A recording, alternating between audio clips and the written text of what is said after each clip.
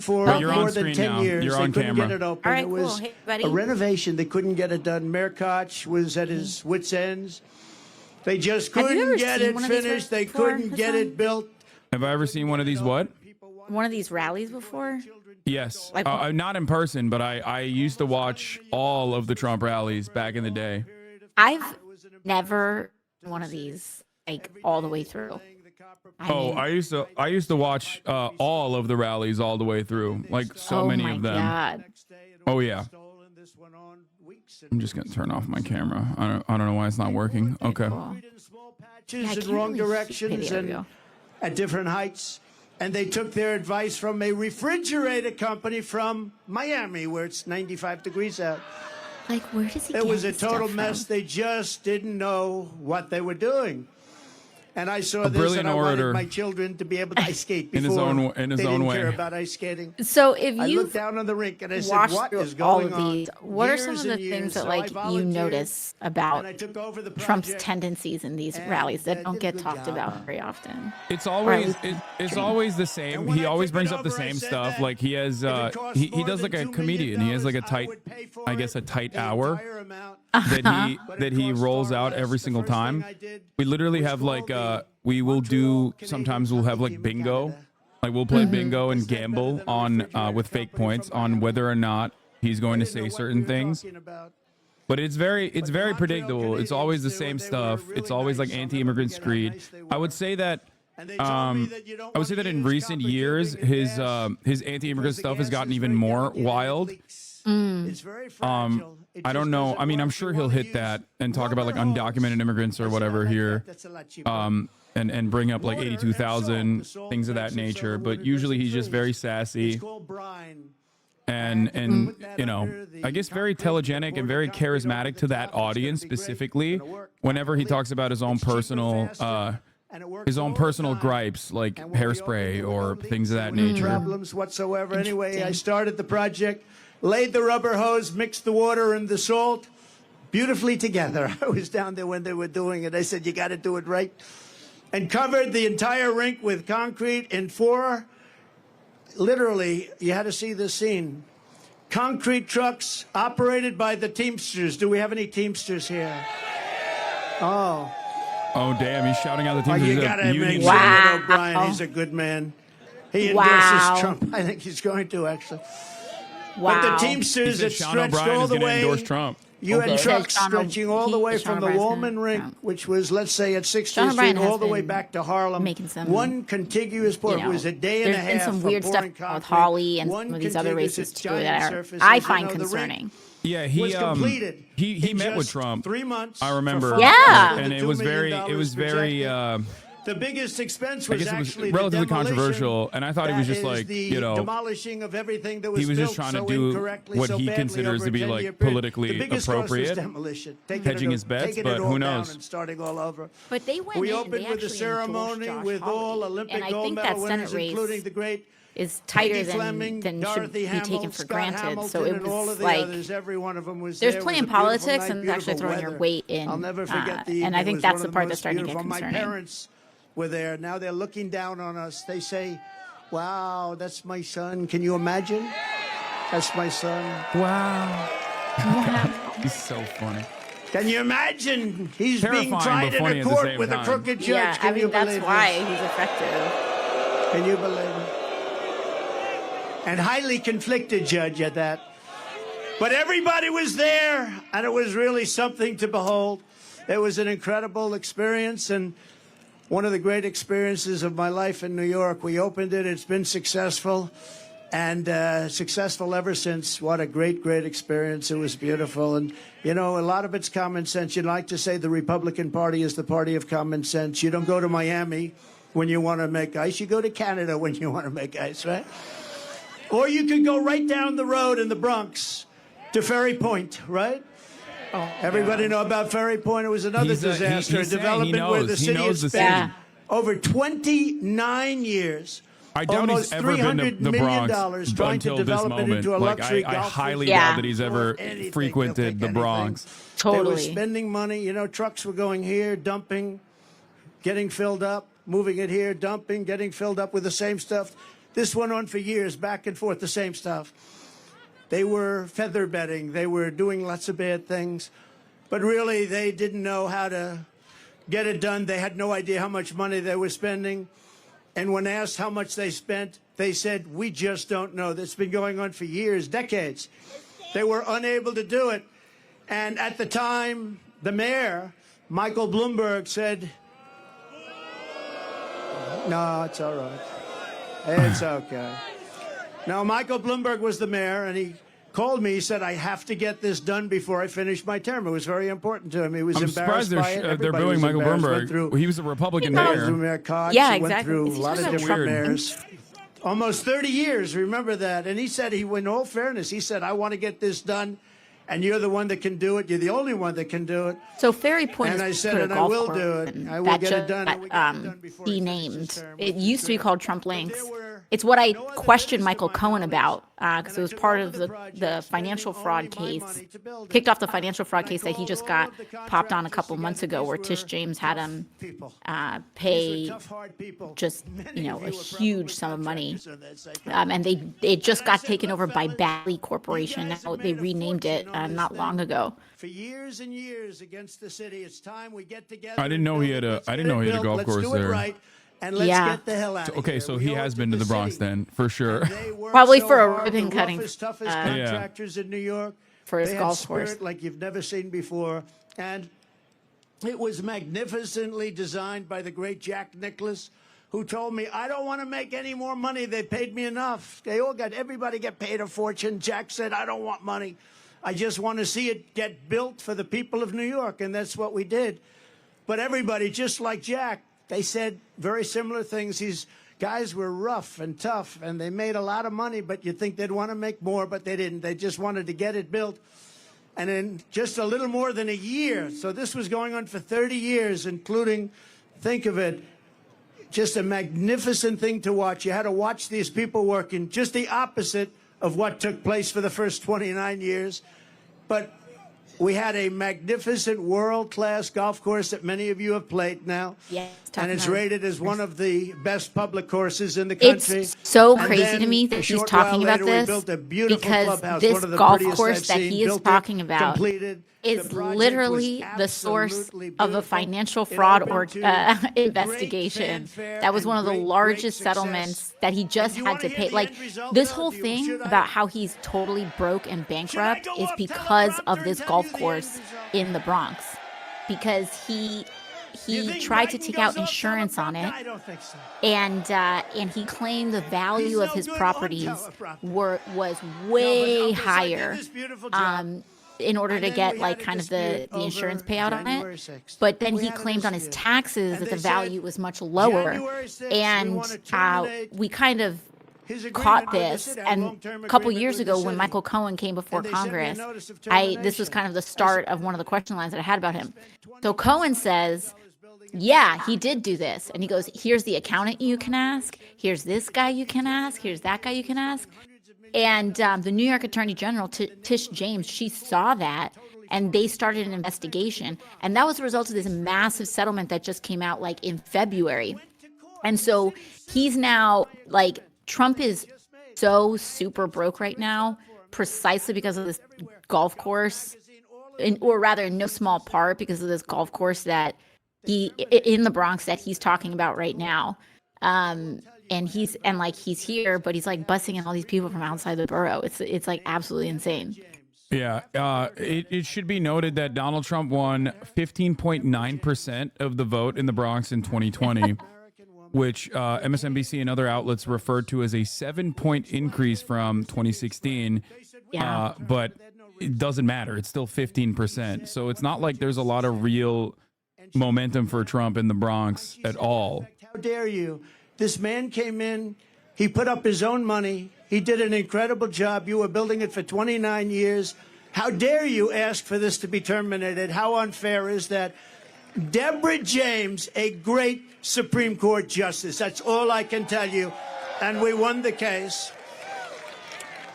But it's not easy doing business in New York, I'll tell you. Not easy. So I just appreciated that I had to tell that story. And as you know, then I renovated Grand Central Terminal. I built the Grand Hyatt Hotel on 42nd Street and Park Avenue. And as part of that, I renovated the beautiful Grand Central Terminal, did a really good job of that. And then I was very much responsible for the construction. It's ironic when he talks about all these constructions and it's like all of it is like riddled with scandal where he refused to pay contractors on a regular basis. Remember? And it's like what everybody knows this. Like he knew it far before he ran for president. Like, so my dad was an architect. He had this small business in the Bronx, and so he was always we're always at these job sites, and we're with contractors, and we're with the unions and the workers and stuff like that, trying to figure out like what housing that can be built in the area and whatnot. And it was known to everybody in the 90s that anyone who worked in real estate or construction or anything like this always knew that like you shouldn't, especially if you were a smaller guy or smaller business, you should not do business with this dude because he just fleeced everybody. He just like was always not paying bills, screwing people over. And like every single person knew this and like how corrupt he was as well. And I mean, he went broke in Atlantic City. This guy has gone broke so many times. And it's just been like this shell game of trying to figure out who can lend him more and more money while he tries to like con someone else out of it. And he's gone what? Like, how old is this guy now? Like in his, is he 80 something? He's in his 80s now. Like just having lived his whole life without a real job. Yeah. 7 bankruptcies. Bankrupted a casino, which is like, you know, that's actually kind of you have to see the lines impressive. Outside the it is impressive. But when we saw it and we saw the love, because I called up this morning, do the people like me or do they hate me? They said, they don't like you, sir. They love you. I said, oh, thank you. So I appreciate it. And I love you too. But above all else,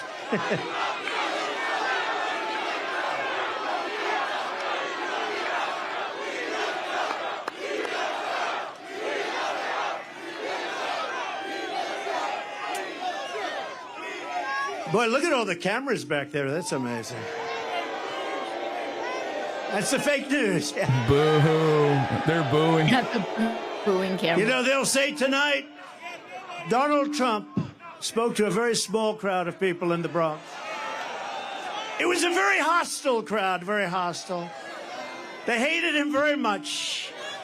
No, sometimes they're okay. You know, I agreed to do a debate with crooked Joe Biden on CNN with Fake Tapper. And I think they'll be fair. Does anybody think they'll be fair? I might be. No. That's all right. When they said, here's your story, you can have a debate on CNN with Fake Tapper as the primary host. And I said, I'll do it. Because you know what they thought is you'd say CNN and they'd say various people on the show, various anchors, and, you know, headed up by Fake Tapper. And they thought I was going to reject it. I don't want to do it. Then Biden would say, I offered to debate, but he wouldn't do it. So they said, we want to have a debate. I'll take it.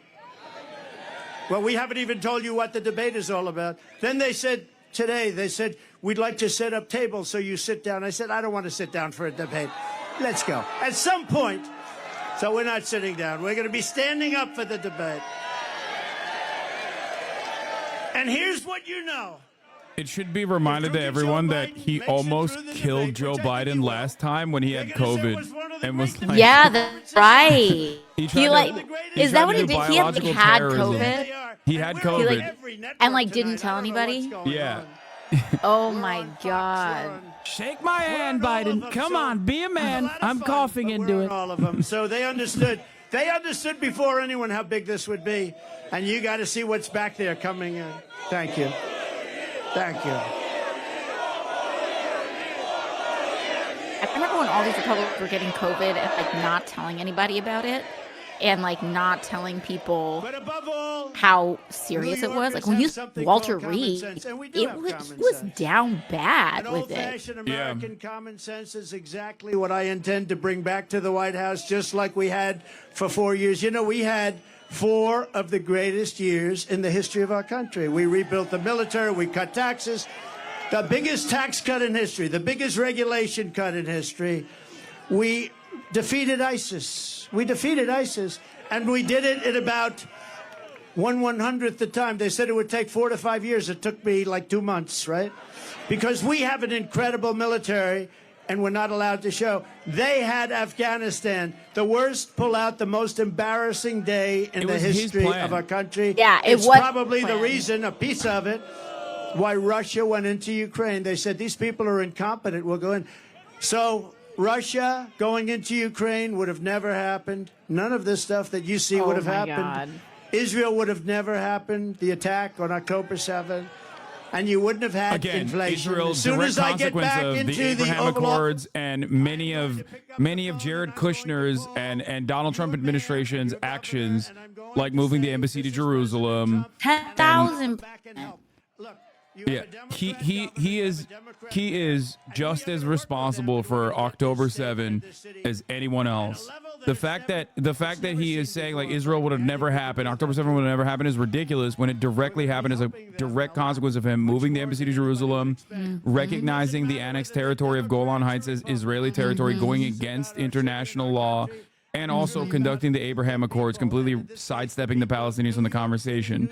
That is a major reason. Very happy. Absolutely. And Biden can't do it. He doesn't know he's alive. You know, see all the stairs here? Stair, 2 of them behind me, 1 in the middle. When he's finished with his 2.5 minute, you know, do you ever watch a speech? They last for about 1.5 minutes. When he's finished with his speech, he can never find the stairs. He can never find the stairs.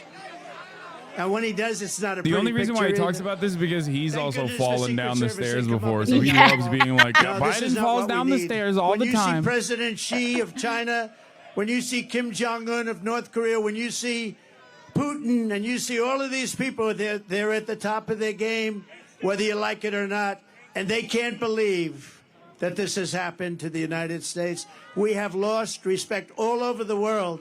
We were the most respected country in the world 4 years ago. We were respected more than our country was ever respected 4 years ago, and now we're being laughed at. We're like a joke. Do you feel like and that's the not way gonna happen. this That's has not gonna happen. changed? We're going to do Like when you're watching him conduct this now, and the way he used to do his rallies, have they changed much at all, or have they remained pretty consistent? It's pretty consistent. I mean, the they're laughing at us narrative is pretty funny because for obvious reasons, like one, America and its like global influence certainly got worse under the Trump administration. But beyond that, he also used to say exactly that about Obama. Like he would say that was like a major talking point for him in his earlier rallies all the way since 2016. He has definitely, I think he's just gotten boring, and he also no longer has the outsider effect that made him, especially against someone like Hillary Clinton, made him seem like an interesting person that people could bet refreshing. on. But when he was president for 4 years, people still remember it, all the chaos and all the instability. It becomes a lot harder to maintain that outsider's posture. And importantly, for the people that are before me today, we are going to make life in New York affordable again. It's gotten totally out of control. The minute crooked Joe Biden shuffles out the door, I will rapidly rebuild the greatest economy, the history of the world. Look, we had the greatest economy in history. Everybody here, where you have a small business or if you had a job, you were getting more than you ever made. And we had no inflation. We had no 1.4%. Considered better than none, because frankly, none in its own way is a bad thing also. We had a perfect number, 1.4%. It doesn't matter whether you're black or brown or white or whatever the hell color you are, it doesn't matter. We are all Americans, and we're going to pull together as Americans. This is the only avenue of attack against the Biden administration that is like actually pretty pretty salient, I would say. Yeah. Because that is like universally the number one thing both Democrats and Republicans criticize this administration on, despite the fact that inflation obviously is, I mean, there's many different ways of dealing with it, but we never engage in any sort of like, we never engage in legislative action to combat inflation. No deflationary mechanisms exist in the minds of American politicians for the most part, and only monetary policy. So we had great people. Exactly. I mean, and one of the best ways actually pursues with antitrust. Like, we need to break them up. Like, we need to break up a lot of these massive corporations and companies and be aggressive and going after them. And, you know, the one bright spot in this is Lena Khan at the FTC. Oh, yeah. She's like, DOJ today announcing that they're going after Ticketmaster. She's but Lena Khan at the FTC has been going after Amazon. Going after all of them, going after Amazon. They even went after certain consumer protections, like Rite Aid started rolling out the facial recognition AI in their cameras, and this starts just sending tons of people to jail, and it's like notoriously unreliable, and also there's a lot of algorithmic racial bias in these. But yeah, so they started going after them, and Rite Aid got a judgment against them. The problem is that we need more Democrats when we actually have the gavels in these places to do antitrust policy. And there's just like so much corrupt influences from these large lobbies, especially in tech. I actually think there's like a huge amount of influence in tech, and a lot of Democrats that take corporate money. I think that's one of the reasons why antitrust doesn't get as much legislative momentum. But we do have people, again, like Lena Khan, that are doing an awesome job. Losing everything they can lose. They're the ones that are affected most by what's happening. Not only the fact that you've lost the use of your schools, your parks, and your hospitals. Joe Biden's inflation.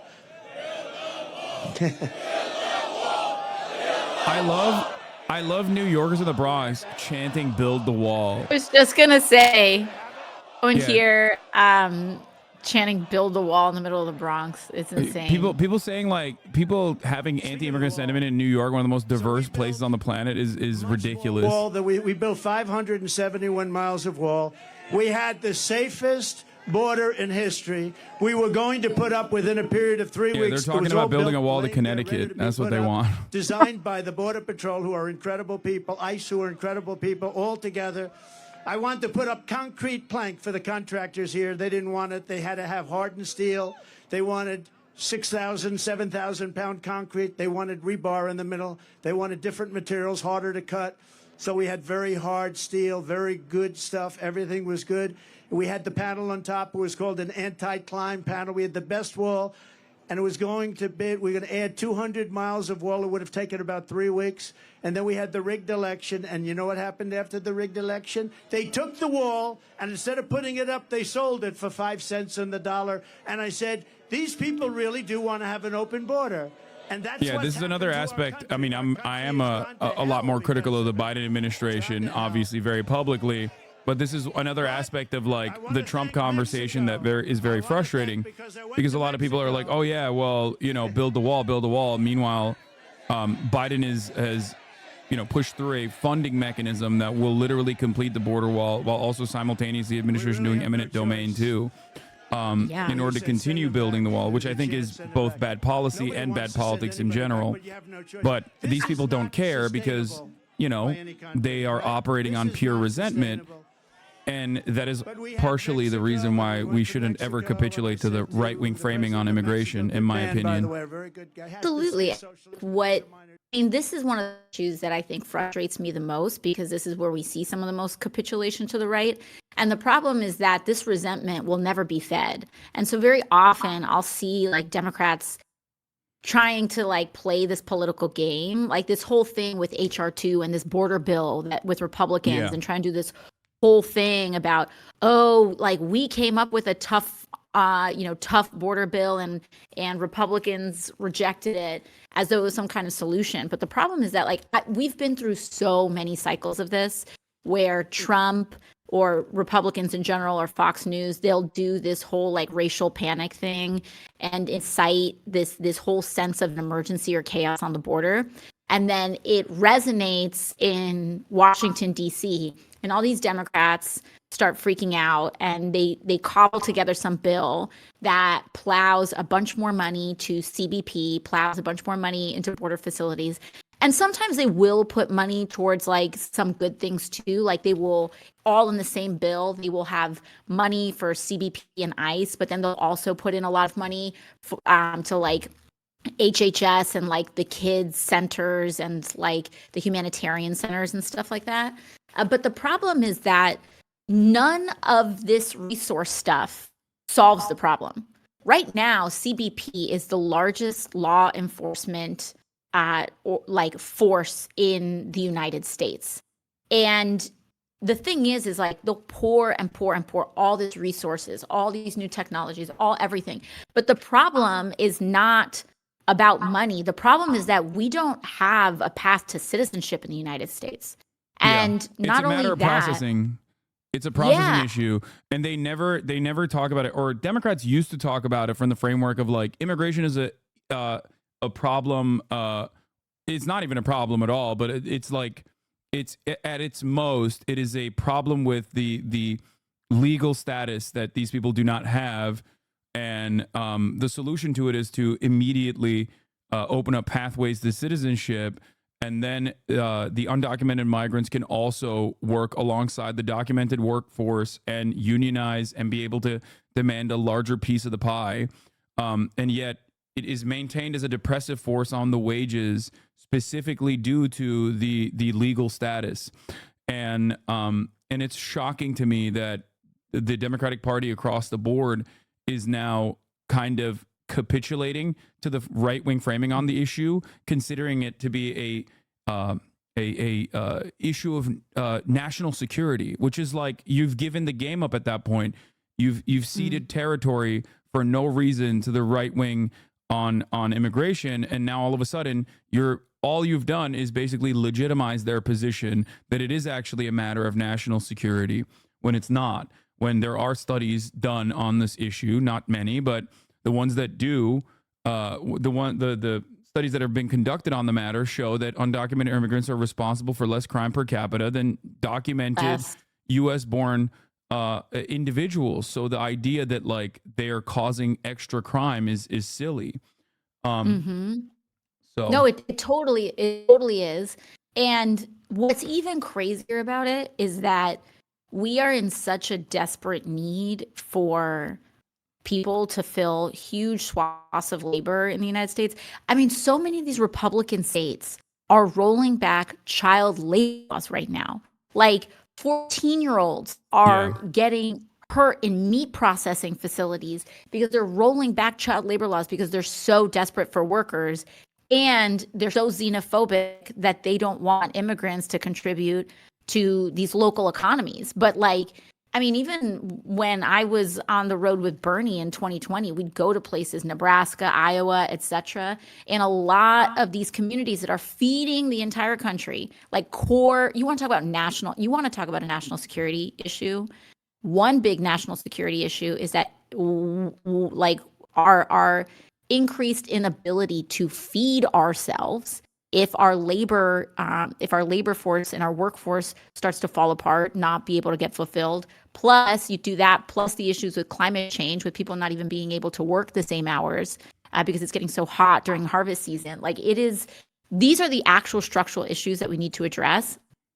And like, as long as we do not actually expand people's ability to get in the, like people talk about getting in line, like there's no line, but if we made a line, if we actually created an ability for people to actually become a citizen in some sort of, and apply for citizenship in a normal way, that you don't have to be in a, get a 30-year wait in order to come to this country, then we'd be able to actually have the labor infrastructure necessary to serve huge parts of the country. But it's like, it is wild. Like, and the depressive forces on wages is very real too. Like, I've spoken with a lot of our building trades and our union workers in construction.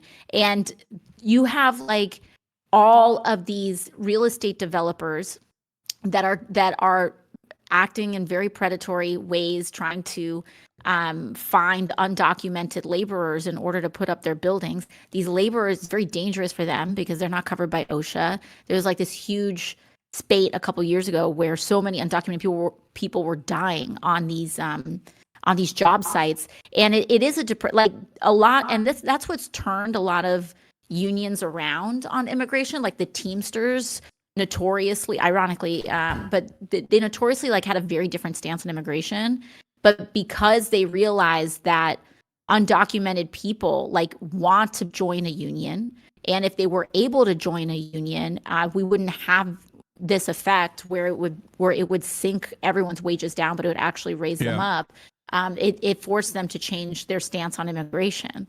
Noam Chomsky's daughter, Aviva Chomsky, wrote a phenomenal book on this called Undocumented, How Immigration Became Illegal, for those of you who are interested, that specifically details like how the Bracero program and onward, how like the American government had a plan to basically create a never-ending pool of labor that they could hyper exploit in comparison to like the documented American labor force, and use it as a depressing, use this two-tier labor structure to further depress wages in the United States of America.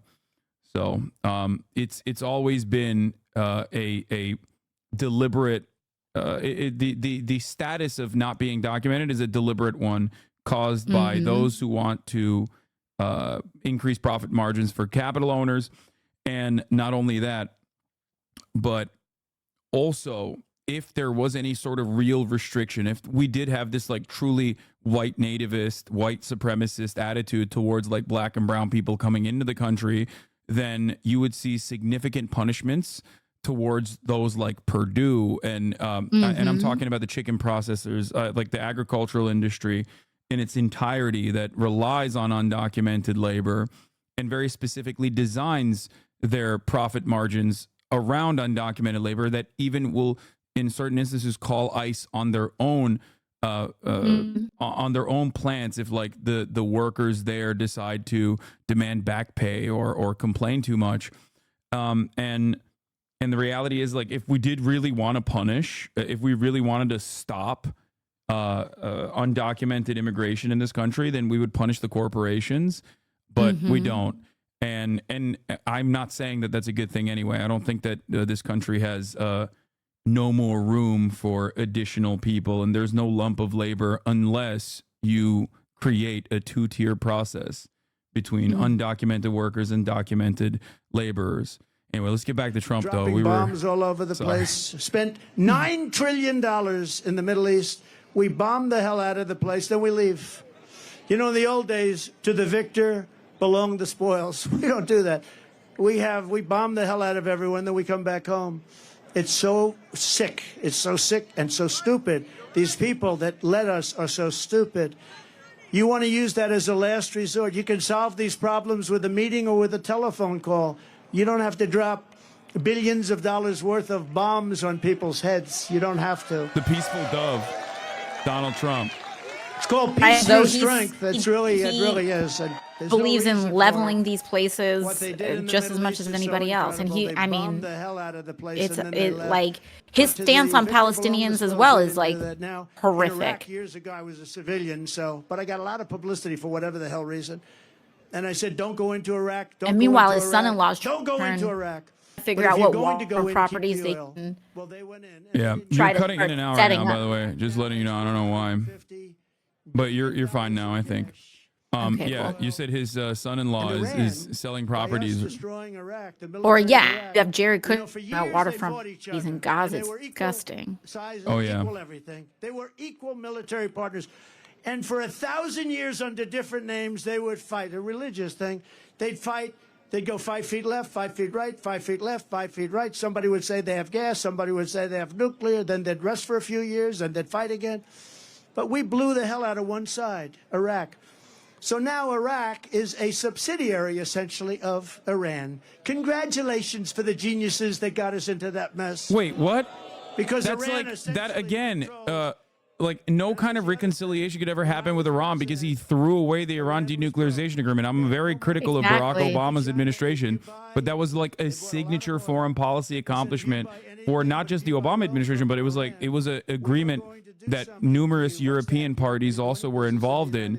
Iran literally continued along with the denuclearization agreement even after Donald Trump said that he would throw it aside, and then he did, and then then Iran still continued to follow the protocols, according to European investigators that went to Iran to look at the nuclear facilities, and he still added additional crippling sanctions on top of that. He is most responsible for Iran being more hostile and being more influential in the territory personally. For Iraq, we just paid $10 billion. And think of it, Iraq has billions of dollars that we're paying for their electricity. So we were in a position, there was no terror, there was no threat, there was no nothing. And now Iran has become a big threat again.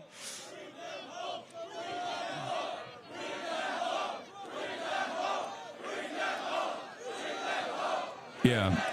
And Bring I tell them you, I see a home. lot of flags. Those Bring words them ring home. hollow when the number one killer of all the hostages has been Benjamin Netanyahu. So, But remember, I said it a month ago, and it's a terrible thing to say, but I believe it. Many of the hostages that you're waiting for, and everybody's waiting for, those hostages, many of them are dead. Many of them are dead.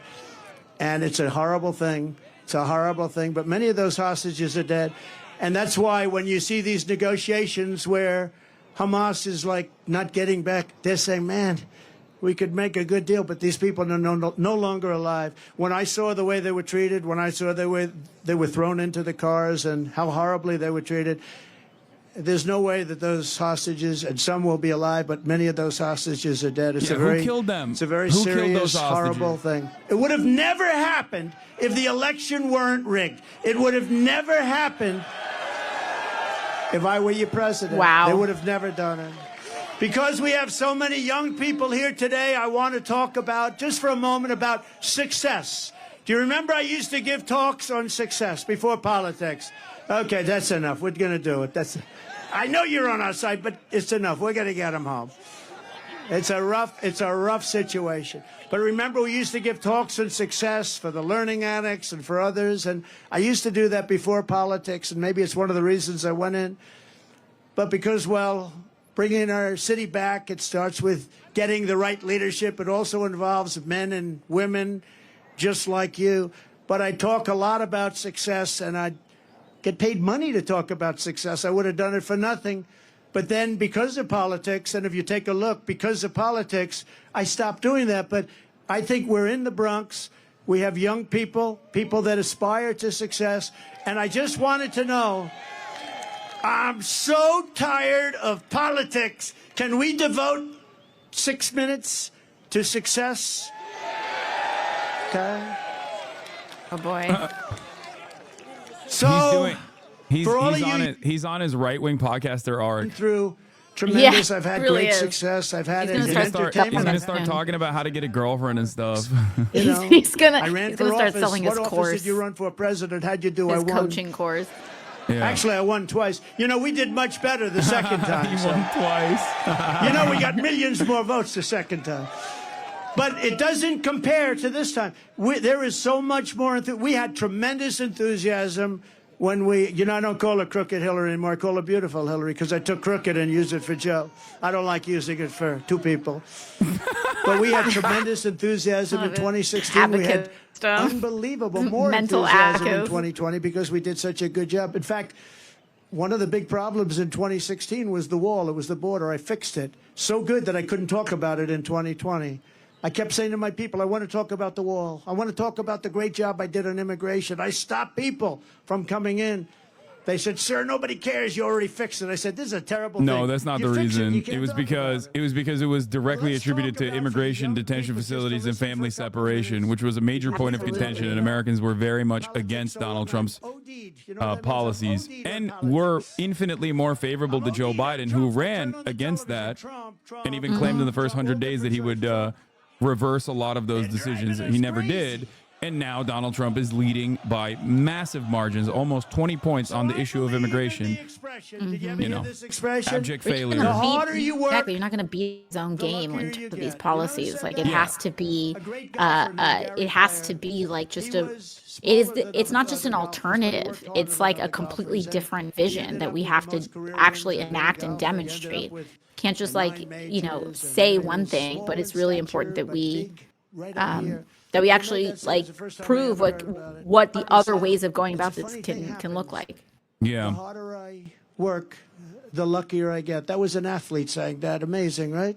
It's the first time I heard it. Probably been said by others, but it's true. I can tell you, if you didn't work really hard, there is very little chance that I would be standing here right now. Another part of success is something I learned from my father. I had a wonderful father, wonderful parents. I'm lucky. You got to be lucky. You got to get great parents. Be born. If you're going to spend your life working really hard, you have to love it. You have to pick something that you really enjoy. Sometimes your parents will say, don't do that. But you got to a little bit, in that case, you got to follow your own way. You got to love it. Ideally, you're going to love something where there's a potential, because there are some things you love, but it's not going to do you so good. So ideally, fall in love with something that's good. Some people go into a business where it's a very hard business. If you can go into a business that's an easier business and do well.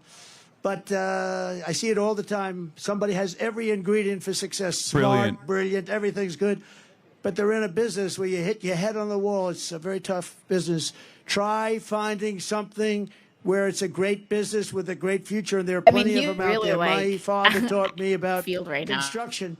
But what I really learned from him was that he worked 7 days a week because he really loved to do it. I mean, your father was massively wealthy, and so were you. This is like, I don't think this works with people. I think like talking about success in business is going to only remind them that like he was born with a silver spoon. That's one thing I'm not going to top him on. He was married. He totally was born. I mean, he was married for a long time, multi-generational wealth. And it's like wild to me. Well, here's the thing that I love is that with people like this, they talk so much about working hard, and they're like, oh, you got to work really hard. Like I worked really hard for this. Ask someone like that what they did. Like, what did your days actually look like? What did you actually do? And it's like they took a phone call, like, oh wow, you had like a really long lunch with somebody. Like that to them is what work is, like schmoozing with other wealthy people. Yeah, golfing, cutting checks. And that's why I love Elon Musk buying Twitter and like ruining it permanently, because he showed everyone that, billionaires with multiple jobs don't actually do anything, because he's tweeting all goddamn day. He tweets more than I do. And that's what Trump used to do when he was president, and even when he wasn't president. So your uncle was always getting degrees. Wild. I had to keep building for your uncle to get him through college. He was always up there getting degrees. But he was at MIT for 41 years, a brilliant guy. He used to talk to me about nuclear because he was a nuclear genius, along with a genius about everything else. The nuclear genius. And he used to say that someday there'll be a time when a small package carried by hand can blow up an entire city. And I said, no way, Uncle John, that's never going to happen, Uncle John. Guess what? He was right a long time ago that he said it. But my father would price a house. And I'd say, how did you price in those days, Dad? He said, pricing was everything.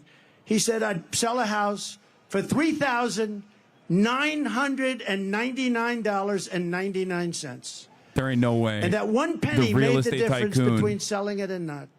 One penny. Talking about if house I made prices. it $4,000, I wouldn't sell. But psychologically, $3,999.99. This dude, like, and he sold houses. I can't even understate how much of a slumlord model like that he represents, and is like, we talk about so much about rent going up. I mean, in New York City, it is actually insane, but across the country, it's actually insane. Only 5%. According to Curb.com, only 5% of New Yorkers can actually, or I think like only 5% of availability of rental properties is in the average New Yorker salary range. Yeah, it's a huge amount of transactions now. For places that are being bought in New York City, all cash transactions.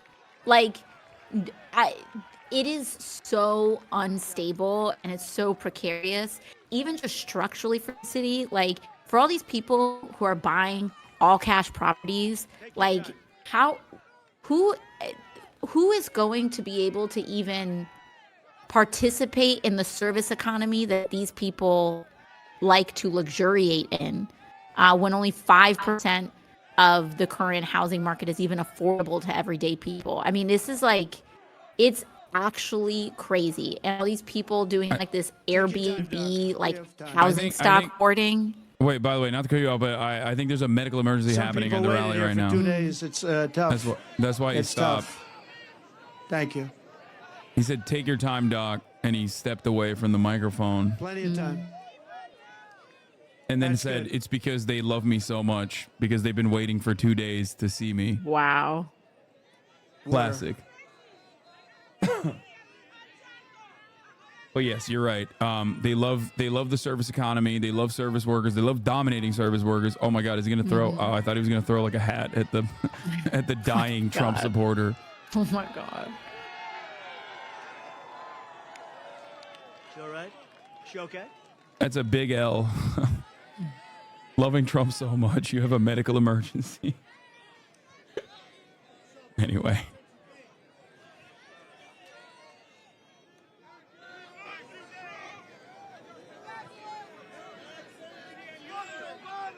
Do they normally zoom out crowd shots in these things? Right? I'm surprised they haven't shown it. Doing okay? Sometimes it depends on the outlet. This is the outlet that we were watching originally. This is Trump's own personal camera, so they probably won't do that. But previously we were looking at Fox, but their coverage was really bad. Like it just kept cutting out. Okay.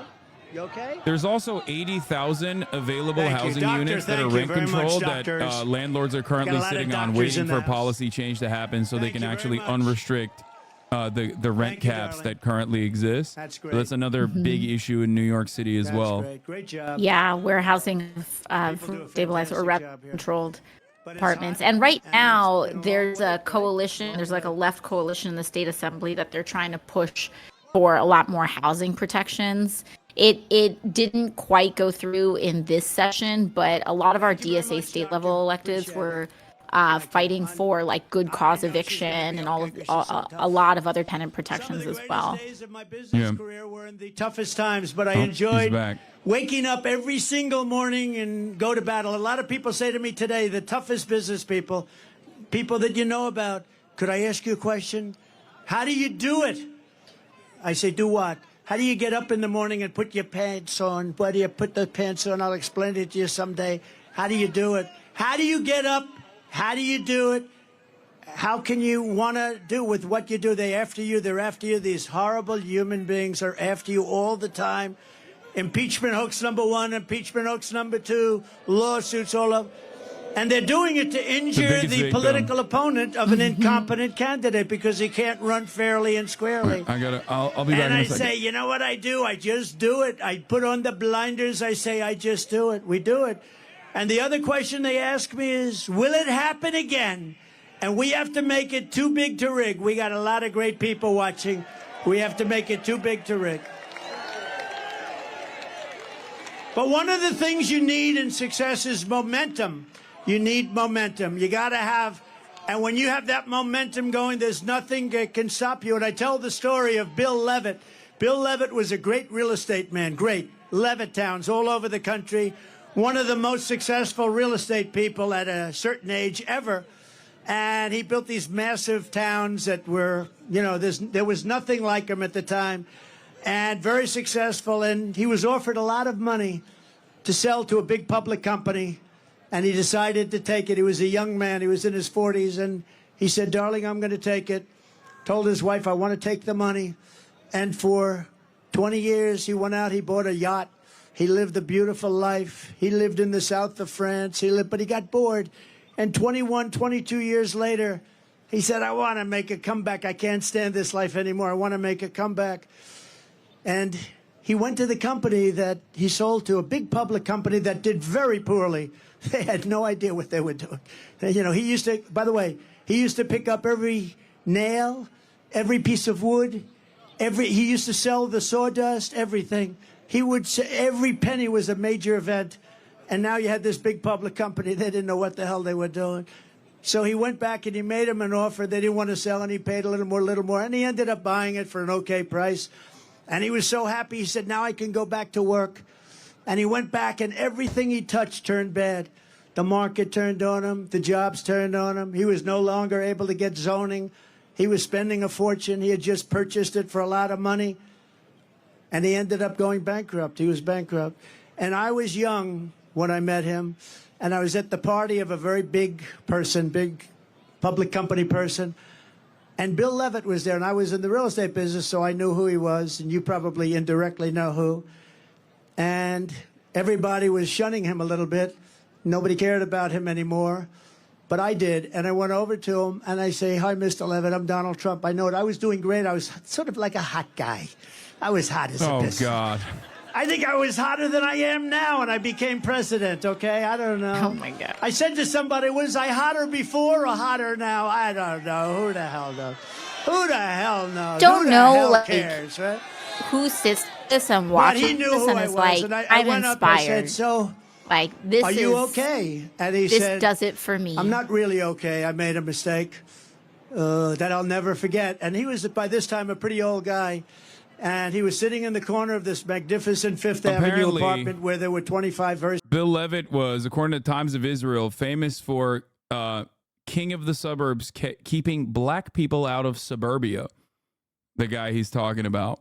If he was I mean, speaking of Trump's long record here, Westchester County, which is just north of the Bronx here, Trump had like this big ruling against him for discrimination and anti-black and racial discrimination in Westchester County, and I wonder if this guy was involved in that. And I've never forgotten that story. And it was a sad story. He was a good man, too. I thought he was a good man, but did an unbelievable job. Today, you have Levittowns all over the country, and pretty amazing. But you have to always keep moving forward. And when it's your time, you have to know it's your time. And I said to myself, in terms of politics, I said, you know what? We did so well in number one. We did even better in number two. I said, we got to do it again because you have to do it. Maybe I'm wrong. And I'm not doing it for myself. I'm doing it to make America great. Apparently, William Levitt also even allowed a policy in Strathmore on Long Island to keep Jewish people out of the suburbs as well. Wow. He was the segregation king. Because I'd go and I'd have 50,000 people at a rally. She'd go and have 200 people. And then they say, why did I win Michigan? Why did I win Pennsylvania? Why did I win all these states that a Republican hadn't won in many years? Why? And by the way, we're up in Pennsylvania. We're up in Michigan. We're up in New Hampshire today. We're up in Florida at numbers that you wouldn't even believe. But I also think it's very important to know what you want. You have to set your sights high. Set your sights so high, higher than you ever thought possible, and make your goals big and go after it. That's why I say we won't just make New York a little better. I say we want to make New York a lot better, better than it ever was before, right? And finally, you have to take pride in your accomplishments. Do not take for granted what you've achieved. Forget it. It's over. It's good for your confidence, but it's over. Go forward. Think to the future, not to the past, but learn from the past. It's like his commencement. Yeah. He's, you know, wherever for I go, Trump I know University. that if I could, This is very different. This is very different than his other speeches. I've never seen him talk about success this much, and I think it's probably because like he wanted to recalculate, like retriangulate his speech to the audience that he's listening to, that he's speaking Yeah. to. So I don't think he can be like as racist, I guess he assumes, because Yeah, he's in the Bronx. I think that's what it is. He had to like cut the whole like racism bit, and so he's gonna try to do this like normally he would be spending this entire block talking about migrants and how they're like rapists and murderers and stuff like that. I find it interesting though, because they did want to like seize on and try to exploit the asylum issue and like all of the busing from DeSantis to New York City. They wanted to use that. They wanted to like kind of seize on the public safety stuff. And he's not really doing that here. He's like decided to do this like, I don't even know, like pseudo inspirational type of thing. And I wonder what led them to make that recalculation. I think because he understands that ultimately the broader New York community cares more about inflation, and this hits Biden harder. He can tell poor people, he'll tie it back to how, see, he's like tying it back to how he was making America great and the economy was good. Considering that that's the number one most salient issue for Biden voters as well as Republican voters, instead of talking about like migrant panic, which works really well in like southern called the migrant crime. We have a migrant crime happening now. You add that to the crime. Never mind, he's getting into it now. A terrible statistic. Venezuela was a very crime-ridden country. They just announced a month ago 67, but now they just announced 72% reduction in crime in Venezuela. In Caracas, they took their gang members, they took their drug dealers, they are emptying out their prisons, they're taking everybody that's a problem and they're dumping them into the United States of America. We're like a dumping ground. But many countries are doing that. I would say eventually all countries would be doing that. If I headed up Honduras, if I headed up any one of the countries that are neighboring or not neighboring, and we're not talking about just South America countries, we're talking about countries from Africa. The other day, 22, think of it, 22 people from the Congo. Where do you live? We came from jail. What did you do in jail? We don't want to tell you. They're now living happily. They come from Africa. They come from Asia. They come from all over the world. They come from the Middle East. Yemen. We're bombing Yemen. Here we go with the bombs again. We're bombing Yemen. And people are coming in from Yemen. Large numbers of people are coming in from China. And if you look at these people, did you see them? They are physically fit. They're 19 to 25. Almost everyone is a male. And they look like fighting age. I think they're building an army. They had 29,000 people over the last... I think they're building... They want to get us from within. I think they're building an army. This is not, you know, it's interesting. Did you see them? They all have tents. They all have gas-fired stoves. I mean, this is not like an illegal immigrant. This is, they're building something. They have something in mind. Wow. We're going to end all of that stuff. They respected your president. They respected our country. And we're not going to let people, we are not going to let these people come in and take our city away from us and take our country away from us. It's not going to happen. I like the crowd looks. No, who would let people, seriously? Not from the city at all. They're like, yeah, we're going to take our city back. Institutions. They cannot stay. We will immediately begin the largest criminal deportation operation in our country's history because this situation is sustainable like that dude, by no country. No country. The hands that you can see are all black and brown hands that are going, yeah, hell yeah. Like the ones that you can see. It's like the rest of the country would view them just like they have very famously on numerous occasions told you, Alexandria, that you know, you don't belong here, that you're not a legacy American. It is not done on the virtue of your immigration status. You've been in this, your family's been in this country for longer than, you know, Donald Trump's family has. Yeah. But seems like he is seen as more of a legacy American than you for some weird reason. A lot of those people don't recognize that, I think. 17 million people. No, and these are not necessarily people super seriously. Because, I mean, not even like separate just from an immigration question. This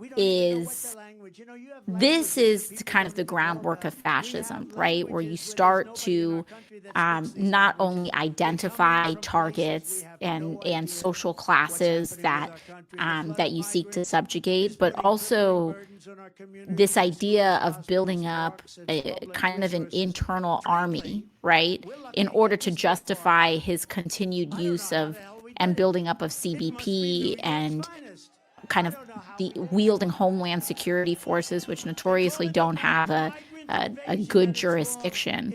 And we've seen this. We saw this around Black Lives Matter protests, even before that with the Dakota XL pipeline and everything that's going on. It is the use of Homeland Security, which the resources get pumped into because of this anti-immigrant rhetoric, and then they turn around with these new resources due to that political toxicity, and they wield it on journalists, they wield it on surveillance of activists, they wield it on all sorts of cities and different places where people are organizing around grassroots mass popular movements. I mean, this is like just the playbook here.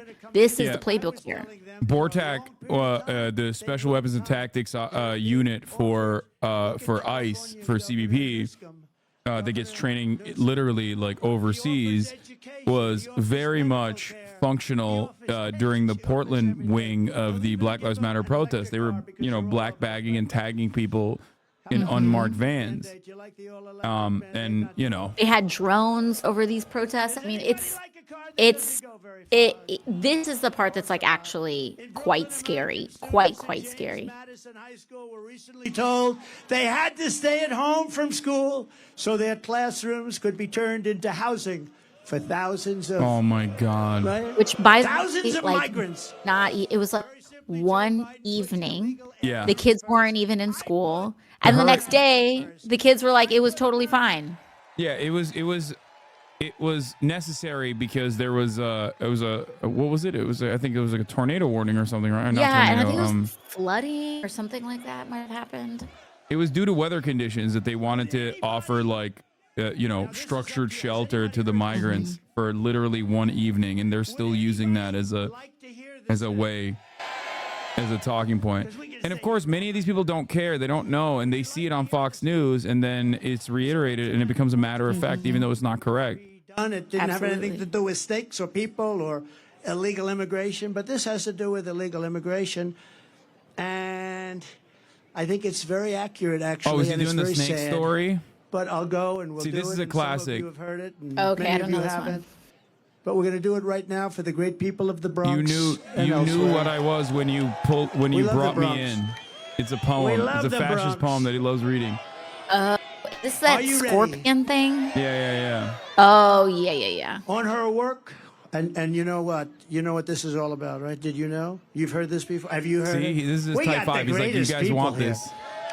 On her way to work one morning, down the path along the lake, a tender-hearted woman saw a poor half-frozen snake. His pretty-colored skin had been all frosted with the dew. Poor thing, he said. I'll take you in, and I'll take care of you. Fascist poetry, man. Take me in, oh tender woman. Never thought take I'd see me it. in, for heaven's sake. Take me in, oh tender woman, sighed the vicious snake. She wrapped him up all cozy in a comforter of silk and laid him by the fireside with some honey and some milk. She hurried home from work that night, and soon as she arrived, she found the pretty snake she'd taken in had been revived. Take me in, oh tender woman, take me in for heaven's sake. Take me in, oh tender woman, sighed the vicious snake. She clutched him to her bosom. You're so beautiful, she cried. A chain email that old people used to forward to each other all the time, like back in the early 2000s. Again and kissed and held him tight. But instead of saying thank you, ma'am, the snake gave her a vicious bite. Take me in, oh tender woman, take me in for heaven's sake. Take me in, oh tender woman, sighed the vicious snake. I saved you, cried the woman, and you've bitten me, but why? You know your bite is poisonous, and now I'm going to die. Shut up, silly woman, said the reptile with a grin. You knew damn well I was a snake before you took me in. Right? So when we allow people from prisons when we allow people from insane asylums and mental institutions, which are being emptied out all over the world. You know, their prison populations are going way down. You know why? Because they're being dumped into the United States. When we are allowing terrorists at numbers that we've never seen before, remember the snake. Remember the snake. Because you're going to get bitten like you never got bitten before, and you need a new president, and you have to get rid of this person who is not a smart person, not a respected person, and doesn't have a clue what the hell is happening. So that's the snake. Did you enjoy the snake? Did you enjoy On day it, one, Snake? I will seal the border, and I will stop the invasion of our country. Very sadly, in recent years, we have also seen our city destroyed by bad, radical left, pro-crime policy that virtually everyone, Republican, Democrat, Independent, everyone, you all know it's a disaster. You know the names of these lunatics. This was the OG failure, in my opinion. Like, even in the midterms, when Democrats also capitulated to the crime panic, which was completely fabricated by local media, and also the very same police departments then turned around and were like, actually, we didn't get defunded, and also actually crime is down. My favorite is Walgreens. Yeah, it is. And yes, Walgreens CFO very famously publicly apologized for saying, okay, maybe we exaggerated a little bit the way that crime was the way that crime was causing us to shut down our brick and mortar retail stores. Ridiculous stuff, and that should have been the first indication that capitulation to right-wing framing is obviously going to be devastating policy, which in my opinion caused the likes of Lee Zeldin and even George Santos, who I apparently is at this rally right now. Oh yeah, I saw something about that. To flip a district and also to gain more legitimacy, more prominence in New York politics. There's no way. Did we miss the AOC mention? You know, oh no. Did I get Viktor Orban? Did you ever hear of him? Prime Minister. Here, I'll run it back. Do things, and he's not going to vote for him. You just know. We got to win. If we just win the state, it just puts it right. It's such a big state. Oh, you guys lied? There was no AOC mention. Never mind. You're going to have a president and people, but you're going to have a president that understands what we have to do. We have to be nice about it, but we have to do things, and we're going to be done. And the world is going to figure Trump out. Trump was a rather difficult person, but he used the word afraid. I don't use it. I don't use afraid. I use the word respect. They respected your president. They respected the United States of America. And they're going to do it again, and it's going to happen fast. But we have to get this absolute disaster. The worst president in history. He makes Jimmy Carter look like he had a brilliant administration. It's the only thing. The only happy person about Joe Biden is Jimmy Carter, because Jimmy looks brilliant by comparison. I also want to thank New York's finest. His boomer resentment towards Jimmy Carter is also hilarious. I love our firemen. It is. I love our teachers. These are incredible people. And meanwhile, Jimmy Carter is probably one of the most beloved former presidents. Right where it belongs. That a few weeks is ago, around. I visited with a grieving family, New York police officer Jonathan Diller. What a beautiful family. He was a beautiful person. He was 31 years old, gunned down during a traffic stop by a vicious thug. And just horrible, leaving his beautiful young wife behind, a son, Ryan, behind, 1-year-old son. And it was the saddest day. It was a horrible thing. Opened the door and just started shooting him. The criminal charge was savagely murdering Officer Dillon, was previously arrested by the NYPD 21 times. And he was allowed to go out because of the political things they do here. I'm the only one they want to keep. If I ever said, I want no bail, they'd say, you got to pay a fortune. If I ever say, oh, no cash bail, that sounds good. That sounds good. No, it doesn't apply to Trump. I'm the only one it doesn't apply to, probably. And the accomplice driving the car had been arrested 14 times and was actually a far more violent person. And his nickname was Killer. They called him Killer. These dangerous and violent repeat offenders should never have been on our streets.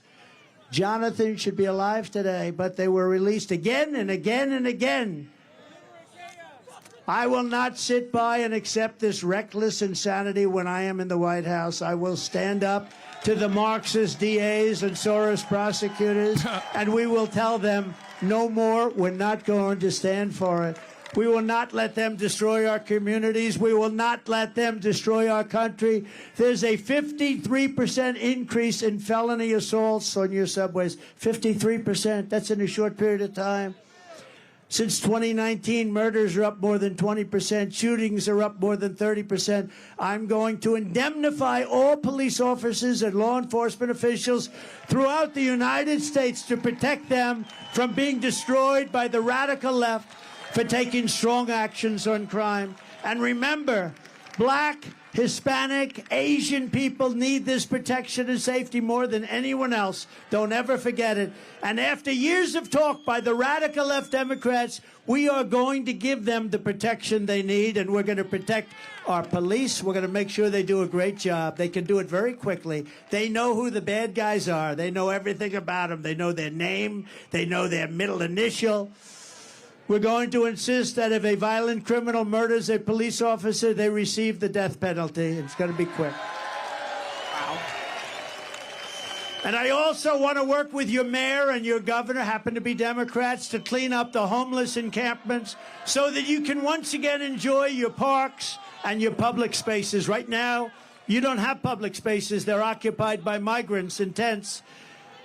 Pleasures as simple as a walk in the park or watching your children again play in a little league game. It's just will like come roaring back, it and almost. I mean, he attributes all the homelessness to the migrant crisis, when in fact it's obviously born out of material conditions and the fact that housing costs. There's a direct relation between rising rents and the size of the homeless population. Years ago, people with severe mental illness were in mental institutions, and then a certain governor, I won't mention the name because at this point, what difference? They dumped all of them into the streets because they said those institutions were too expensive to run. So now they live on our streets. That was Ronald Reagan. This is no good for anybody. It's bad for the people who need help, and it's bad for the people of our city, and it's a horrible, horrible way to live. I want to work in partnership with your local leaders, Democrats, pretty much all, and move the severely mentally ill off your streets and back into a place where they can get help and the help that they desperately need. Put them. Yeah, which by the way, they put them all in Rikers, and when they talk about people being in and out, it's because they take people with severe mental illnesses who have no recourse, that have zero support systems in society, then are invariably and very often left to the streets, and then they're just called they just call the police on them because there's no health care, there's no social safety net, and they just go in and out of Rikers every time. And then as the weather gets cold, a lot of them intentionally go to Rikers because they have no other place to go and need a warm meal. I mean, this is a cycle that we see over and over and over again because we've systematically defunded any sort of public healthcare system. And in New York City specifically, we had a really robust network of public hospitals. We still do have public hospitals. Oh, and here's Ruben Diaz, who is a notorious homophobe, misogynist, local elected official, father of the former borough president, but they actually have very different set of politics in terms of how they enacted their policies. I used to be city council member. Today he was my city councilman. For various reasons. But I want to tell you first that as a Puerto Rican, as a Hispanic, I want to apologize to you for the conduct of George Juan Merchant. As a Hispanic, I want to apologize. Oh my God. Oh my God. Also, this is literally the Vivek Ramaswamy and Coulter situation. Like, he has been used to destroy you. But I we will know better than understand this dude's cat either. Like, you are in Parkchester in the Bronx. As a minister, where'd you get this from? President of the New York Hispanic Clergy Organization. I want to tell AOC. Oh, here we go. What's up? What's up? He loves it. He does love it. This morning, she intended to become a prophet. Oh, it's because it was raining this morning. And I said, God is good. Even God doesn't want He's talk in a the Bronx pastor. He's a because pastor. he's going He's to a pastor, pray. and he Oh has my all these like he has this network of churches Madam that Prophet he has AOC, that he has, here. I'll let him say what Listen- he you has. have let him become cook. a false prophet. False prophet. Look at what a beautiful day. That means that not only you guys want Trump in the Bronx, because if we're gonna measure that for the weather, then I would say humbly that even God wants you in the Bronx. This guy's awesome. Yeah. You know, there's a really funny story I brought want- Ted Cruz to the Bronx in 2016. And he brought him to a school. I want to close And the kids by all saying, walked out. I want to close by saying, Mr. President, I want to join you in having the Bronx great again. Please Wow. accept this Democrat, this black Puerto Rican with a kinky hair and a broken English. Please accept my endorsement for you as a president. Thank you very much. Wow. He's surely gonna hit 17% this time now. Yeah. Beautiful job. Thank The Bronx is fallen.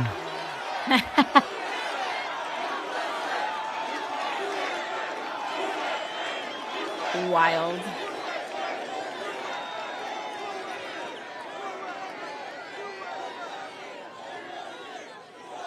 Thank you very much. How nice was that? I didn't expect that.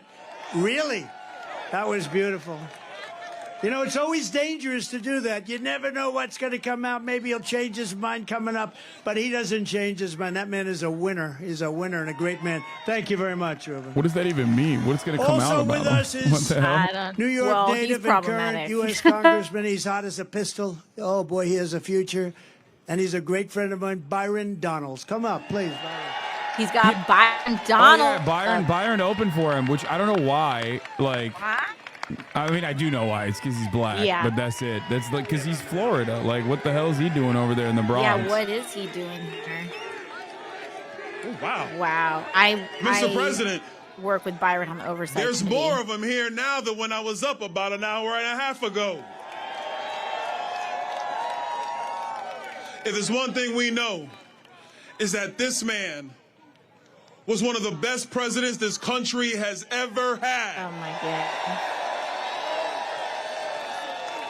Oh my God! Look at that crowd. And if there's Now they're another zooming thing- out. Dude, yes, I love Is the that all zoom of out you are gonna shot make him here. the 47th Yes, president this of the looks like United a States? crowd of Bronxites to me. Wow.